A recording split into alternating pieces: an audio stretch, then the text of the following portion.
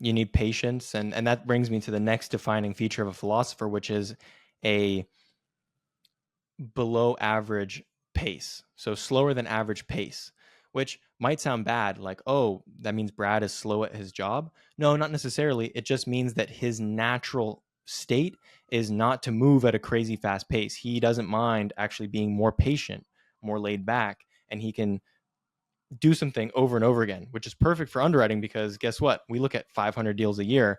And yes, every deal is unique, but you're looking at deals over and over and over again. So you would not do well by putting someone who has a very fast paced profile into that role because they're always seeking something new. They're always looking for novelty.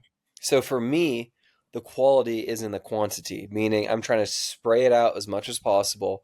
A no means nothing to me, is what we've talked about. Correct. But for Brad, he wants to kind of look in and then surveil and then snipe and pick and pluck out the right opportunity. It's kind of what I'm hearing when you say that. Yeah. Yeah, he doesn't mind that. And then I can't remember Brad's precise profile, but the other defining feature of a philosopher is the below average conformity. So less organized, like someone like myself.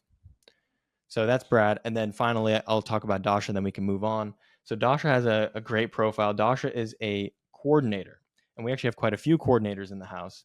And a coordinator is defined by a low autonomy. So Dasha, again, this sounds bad, but it isn't a bad thing. But Dasha likes to be controlled. She wants clear instructions. She wants to be told what to do.